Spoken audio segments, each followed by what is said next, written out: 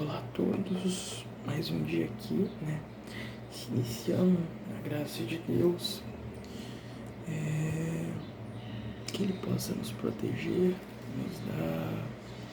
nos dar sabedoria, nos dar saúde, nos conceder saúde, nos conceder força, mas mais importante, que Ele conceda a nós domínio próprio sobre nossas próprias ações, para que as nossas ações, muitas das vezes imaturas, insensatas, mesquinhas,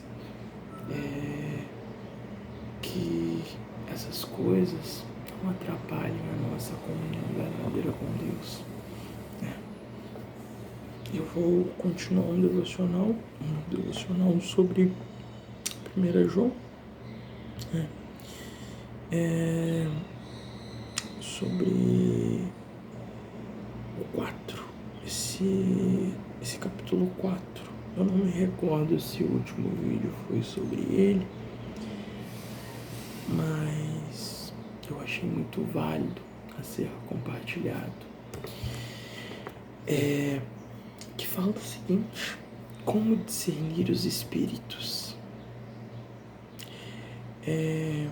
Amados, não creiam em qualquer espírito, mas examinem os espíritos para ver se eles procedem de Deus. Porque muitos falsos profetas têm saído pelo mundo. Vocês podem reconhecer o Espírito de Deus deste modo: todo espírito que confessa que o Messias veio em carne procede de Deus, mas todo espírito que não confessa,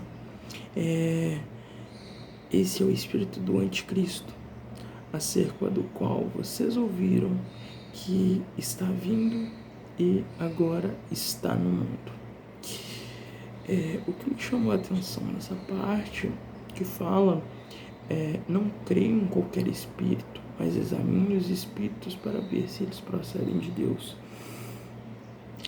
O que eu acho interessante aqui é enxergar essa palavra espírito como consciência, porque por que será que João falaria, mas examine os espíritos para ver se eles procedem de Deus? Geralmente o que vem na nossa mente a todo momento, e a gente tem que ficar se policiando se é proveniente de Deus ou não, são os nossos pensamentos, né? A nossa consciência. E aqui fala, se ele confirma, né? Se ele afirma que o Messias veio em carne aqui na terra, ele procede de Deus. Não somente isso, acredito que seja um pensamento, que glorifique o nome de Deus, que seja benéfico, não só para si, mas para si e para as outras pessoas. Se são pensamentos que edificam, eu sempre gosto de fazer uma analogia sobre o seguinte: muitas das pessoas se perguntam, eu mesmo me perguntei por muito tempo, o que é pecado? E eu vi uma definição que eu concordei bastante com ela, que fala o seguinte: pecado é tudo aquilo que Deus não faria. Deus fica um pouco complexo, mas é só a gente trazer e encaixar como se fosse o Messias. Ele é o nosso Salvador, ou seja, ele veio na terra, ele se tornou homem, digamos assim, né? De fato, ele se tornou homem, carne, assim como nós. E acredito que pra gente saber se a gente tem pecado ou não, é só se perguntar: tá, mas essas minhas ações que eu tenho praticado, será que o Messias, quando pisou na terra, fez ou faria? Acredito que essa seja a definição mais assertiva, porque se você acha que ele faria, se é algo positivo, se é algo benéfico para alguém, acredito que não seja mal, não seja pecado. Agora, se você tem certeza que ele não faria, ou então gere dúvida, aí eu acho que a gente pode definir como pecado, né? Outra parte que eu achei muito interessante, que fala também, mas todo espírito que não confessa o Messias não procede de Deus. Esse é o espírito do anticristo, acerca do qual vocês ouviram que está vindo e agora já está no mundo. Achei interessante aqui que ele já deixa claro que o anticristo está no mundo já. Não é algo mirabolante que irá vir daqui a um tempo ou etc. Já está no mundo. João deixa claro isso aqui. E algo também que eu acho muito válido é o seguinte: é que fala, o espírito do anticristo é tudo aquilo que nega a Deus, é tudo aquilo que vai contra o espírito de Deus, porque de fato isso é ser anticristo, ou seja, anti-messias, ou seja, contra ele. Então, é aquele ditado, né? Se você não está a favor, você está contra. E acredito que seja isso. Todo pensamento, tudo que a gente faz que vai de negação ou vai de embate com a palavra de Deus, acredito que isso seja sim o anticristo, né? E então acredito que tira aquela nomenclatura, aquele achismo de que o anticristo ainda vai vir e vai fazer isso e aquilo. Ele já está na terra. Todo pensamento contra o Messias, contra Deus, é sim o anticristo. Tudo que nega a presença de Deus na nossa vida. Aí continua, filhos, vocês são filhos de Deus e os venceram, ou seja, venceram os espíritos ruins, ou seja, os espíritos do anticristo, porque aquele que está com vocês é maior do que aquele que está no mundo. Eles vêm do mundo, por isso o que falam procede do mundo e o mundo os ouve. Nós viemos de Deus e todo aquele que conhece a Deus nos ouve, mas quem não vem de Deus não nos ouve. Dessa forma, reconhecemos o espírito da verdade e o espírito do erro. Ou seja, mais uma vez aqui reforça, ao meu ver, que espírito aqui seja consciência.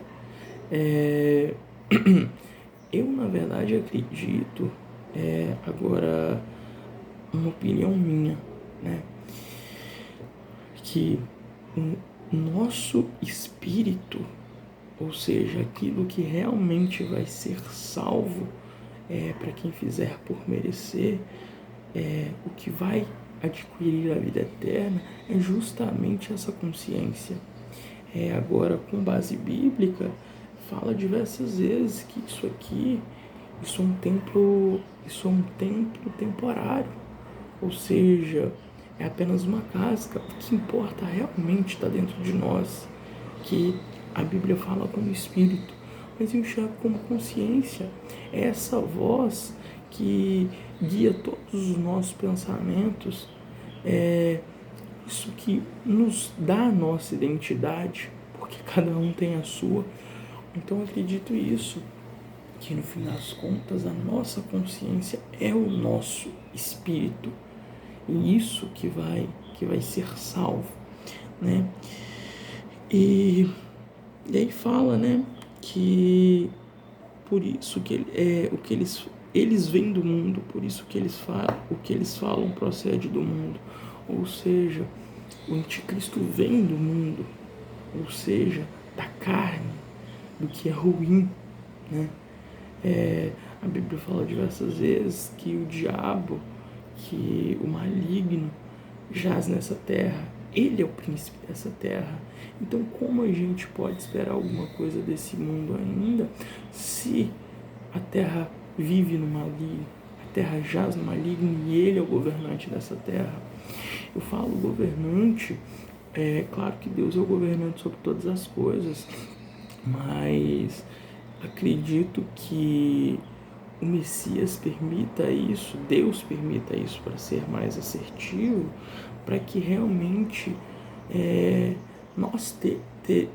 que nós tenhamos o livre-arbítrio e possamos fazer a nossa escolha se queremos compartilhar da graça e da vida eterna com Ele, ou se preferimos ficar com as coisas desse mundo, né?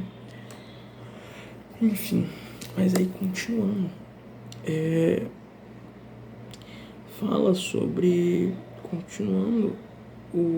os versos seguintes falam sobre o amor de Deus, né? Fala que amemos uns aos outros, pois o amor procede de Deus. Aquele que ama é nascido de Deus e conhece a Deus.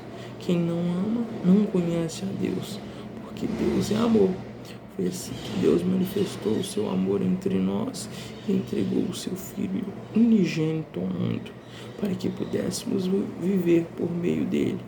Nisto consiste o amor, não em que nós tenhamos amado a Deus, mas em que Ele nos amou e enviou o seu Filho com propriação pelos nossos pecados. O que eu acho interessante aqui é o seguinte, que fala o seguinte: Deus enviou o seu Filho unigênito para se apropriar dos nossos pecados. Porque se você for buscar lá na raiz, como que o pecado entrou no mundo? Muita gente acha que é por Eva, mas não foi Eva que cometeu o pecado. Porque o pecado inicial foi a desobediência. Deus deu a ordem para Adão não comer o fruto proibido. Ele não falou com Eva. Eva veio só depois. E a serpente induziu ela, e ela induziu ele, e ele pecou. Ou seja, o pecado entrou no mundo através de um homem sem pecado. E Deus é tão perfeito, até nisso, que olha, quem que se apropriou dos nossos pecados? Quem nos livrou da condenação eterna, que já estávamos condenados? O outro homem sem pecado. Outra criação de Deus. Entendeu? Olha como é que Deus é tão perfeito até nos pequenos detalhes. O pecado entrou no mundo por um homem, filho de Deus, sem pecado algum. E Ele se apropriou para que esses pecados não nos condenassem diretamente. Ele nos deu a oportunidade de ser salvos novamente, digamos assim.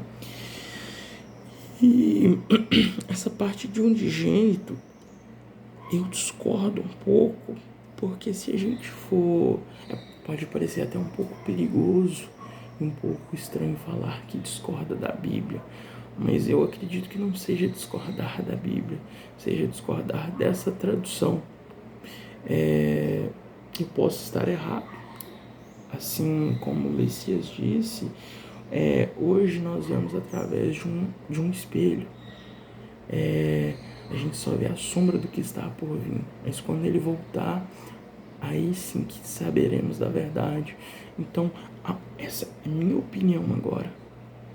Eu acredito que nós, pode parecer até um pouco perigoso também, nós também somos filhos de Deus, assim como o Messias, tão quanto o Messias. O que difere o Messias de nós, na minha opinião, é que ele foi o único que conseguiu cumprir o que Deus realmente esperava de nós.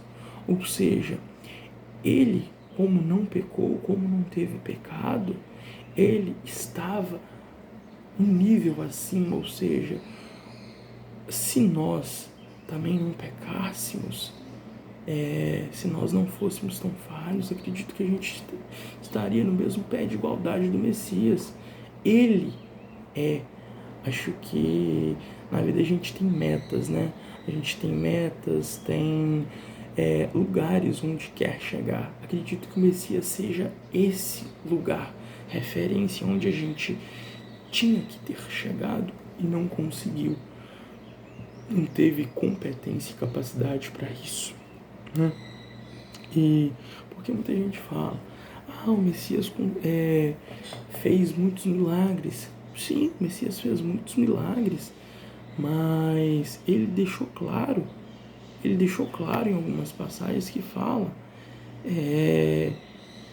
que quem crer nele e viver o Evangelho de verdade, viver a palavra de Deus, vai fazer tantas coisas quanto ele, quem dirá mais. Ele fala isso. E depois eu posso até pegar algumas citações que falam isso. Outro exemplo disso muitos milagres que o Messias fez, eles também foram feitos por outros profetas, por outras pessoas. Por exemplo, o Messias transformou água em vinho. Moisés transformou o mar em sangue. Outra coisa, questão da multiplicação dos pães. No tempo de Moisés também caiu o maná do céu. Mas, tipo assim, não que eu estou falando que todas essas pessoas estão em pé de igualdade com o Messias. Eu deixei claro que o Messias é bem melhor que nós, porque ele conseguiu fazer o que Deus esperava de nós. E nós não. Só que acredito que nós sejamos, tanto nós quanto o Messias, sejamos instrumentos da graça de Deus. Ou seja, não somos nós que temos poder para isso. Nós temos a oportunidade de pedir a Deus que nos conceda essas coisas. Eu acredito que fé seja a nossa conexão com Deus. Ou seja, o Messias fala em diversas passagens que fala: sua fé o salvou, sua fé o curou. Ou seja, muitas vezes o Messias deixa claro que nem foi ele, foi a fé da pessoa. Então eu acredito, e fala também: a fé move montanhas, a fé faz coisas inimagináveis. Ou seja, eu acredito que a fé é a nossa conexão com Deus. Quanto mais fé tivermos, mais conectados com Deus seremos e mais graça teremos vindas dele. Então é o que eu acredito. Pode parecer um pouco sobrenatural, mas às vezes acredito que muitas das coisas da Bíblia são simples, não são sobrenaturais, são simples até de serem entendidos, mas outras coisas são um pouco complexas para a nossa mentalidade. Então eu acredito que seja isso. Quanto mais fé verdadeira tivermos, mais conexão com Deus teremos e propriamente mais graça, mais poder, digamos assim, no termo leigo, ele nos concederá. Às vezes, muitas das vezes, não nessa vida, não nessa terra, mas na próxima, na vida eterna que há de vir. Ele fala das riquezas para quem crer verdadeiramente nele. E eu acredito nisso. Me veio esse pensamento. Só que eu não quero colocar isso como verdade na cabeça de ninguém. Nem eu tenho total certeza disso que eu estou falando. Mas é o que eu acredito. É o que eu passei a acreditar.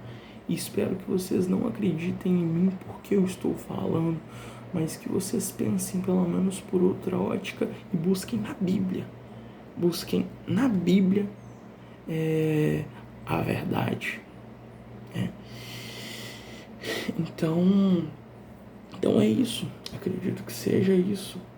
Por exemplo, o que eu enxergo como o milagre mais incrível que o Messias concedeu, a ressurreição.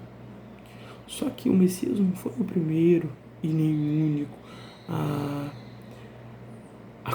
participar da ressurreição, ou seja, a ressuscitar. Por exemplo, o Messias ressuscitou Lázaro. Teve o caso também que ele ressuscitou uma menininha que estava dada como morta. Até os profetas, se eu não me engano, Eliseu ou Elias, ressuscitou um menino ou uma menina que estava morta. Então, mais uma vez, acredito que isso seja não mérito nosso, sim do Messias, porque ele tinha poder para isso se quisesse, porque ele compartilhava diretamente da graça de Deus por ser uma pessoa, digamos assim, aqui na Terra sem pecado, mas é tudo mérito de Deus. Acredito que seja. Mas enfim, continuando. Nisto consiste o amor. Não em que nós tenhamos amado a Deus, mas em que Ele nos amou e enviou seu Filho como propiação dos nossos pecados. Amados, visto que Deus nos amou, nós também devemos amar uns aos outros. Ninguém jamais viu a Deus. Se amarmos uns aos outros, Deus permanece em nós. O seu amor está aperfeiçoado em nós. E acho que uma palavra que resume muito Deus é amor, né? Mas não esse amor que muitas pessoas pregam nesses evangelhos um pouco antibíblico, que Deus é amor, Deus não é ira, Deus é só amor, que também que Deus não faz acepção de nada e tudo. Não é esse tipo de amor. Eu acredito que Deus é amor, mas Deus não é bobo, Deus não é besta.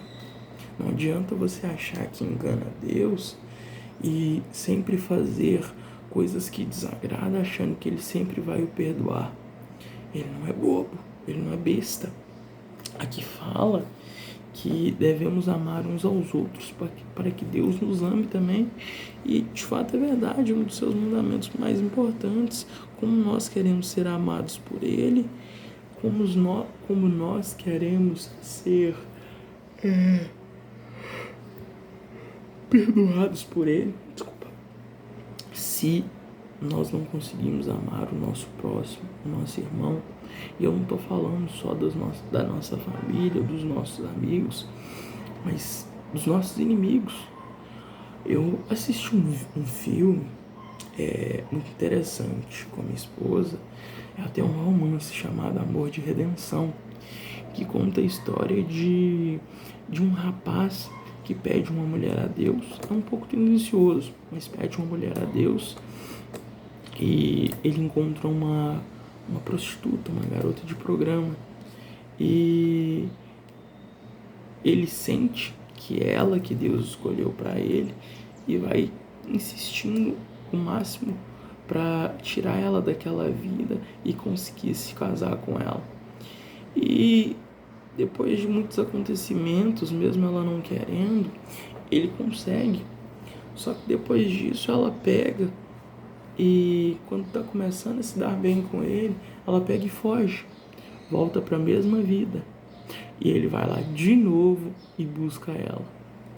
Aí ela começa realmente a gostar dele e a querer ter uma vida com ele, só que depois ela foge de novo, dessa vez não se achando digna dele. Vai lá, volta para a mesma vida e comete até erros maiores, digamos assim. E nisso, depois de um tempo, ela volta de novo. Aí a gente pensa, não, agora sim, agora acabou. Aí na hora que eles estão praticamente felizes, ela vai fugir de novo. Ou seja, ele buscou ela numa casa de prostituição, cuidou dela, e na hora que eles estavam começando a se acertar, ela fugiu. Depois ele buscou ela de novo. Aí na hora que eles se acertaram de fato, ela fugiu porque não se achou digna. Aí sim, eles se acertaram, eles enfim, tiveram um relacionamento. E ela fugiu de novo, porque ela, mais uma vez, não se achava digna dele. E dessa vez, ela não fugiu para uma vida errada, mas ela tentou recomeçar de uma maneira digna, honesta, mas as circunstâncias levaram ela a voltar à vida que ela tinha, e com a graça de Deus ela se livrou daquilo e abriu uma casa de acolhimento e para ajudar outras pessoas, e no fim do filme ela retornou. E aí sim eles tiveram uma comunhão, uma família, digamos assim. No começo eu achei um pouco tosco, um pouco idiota esse filme. Só que o que me chamou a atenção, que eu acredito que nós sejamos essa mulher. Pode parecer um pouco doido, um pouco confuso, um pouco idiota, mas pensa, nós estávamos no meio do mundo. Deus foi lá e nos resgatou, nos trouxe para perto dele. E o que a gente vai lá e faz? A gente vai e peca. A gente peca e ao invés de se arrepender e continuar com ele, a gente foge dele. A gente foge da presença dele por não se achar o suficiente, por se culpar, por não se achar digno da presença dele. Não sei se eu falei certo ou errado. E ele vai e nos resgata de novo, nos traz para perto dele. E mais uma vez a gente erra, a gente peca e se afasta dele de novo. Percebe que eu falei um detalhe das duas vezes. Na primeira ele buscou aí ela fugiu, ele buscou ela de novo. Só que na terceira ele não buscou ela voltou sozinha. É o que Deus faz. Às vezes às vezes não que Deus desiste, mas Deus deixa que a gente tome as nossas próprias decisões e faça as nossas próprias escolhas. Ou seja, vai chegar um ponto que a gente vai pecar. Isso é fato. Não importa o nível da comunhão que você tem com Deus, o nível da fé que você tem com Deus, você vai pecar. Enquanto existir nessa terra, nós pecaremos.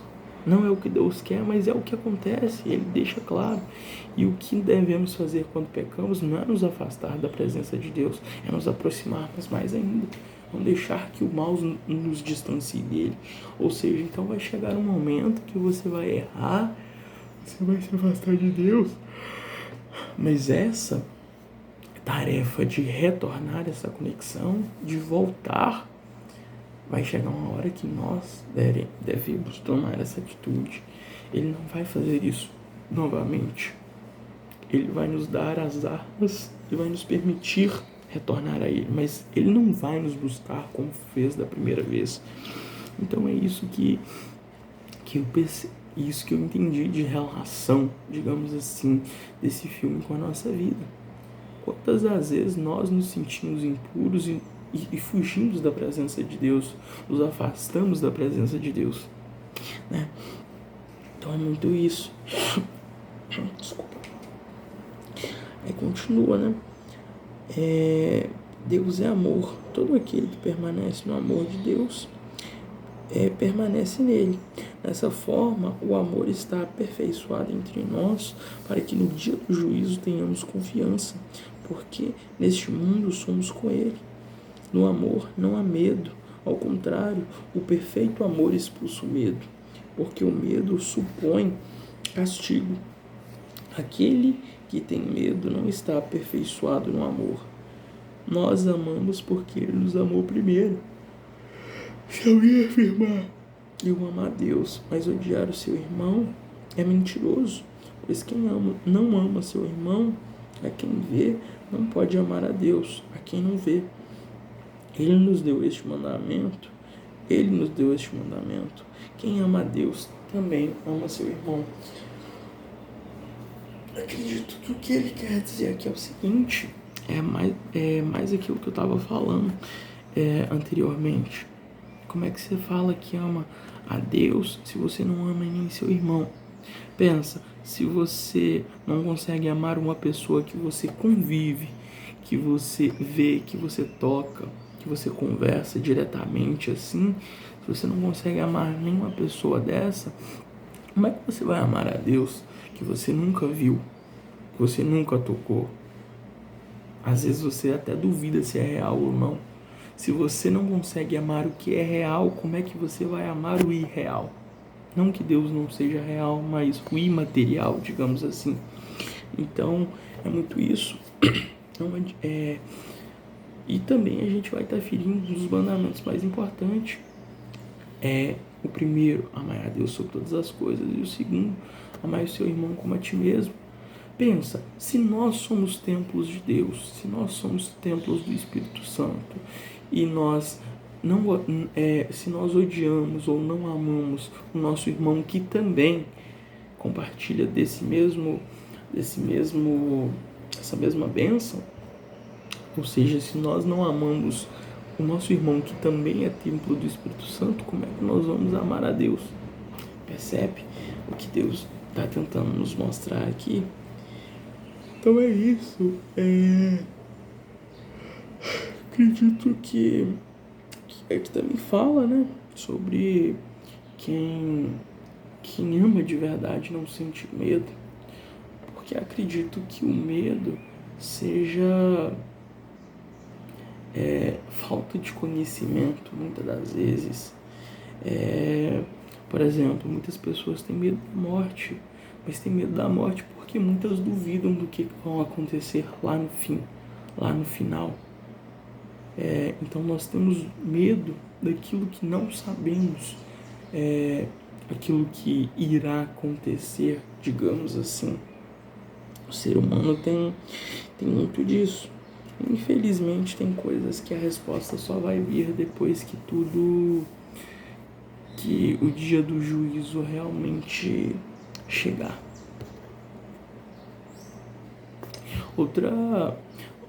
Outra coisa que eu queria compartilhar com vocês, muito voltada a isso, é relembrar aquela passagem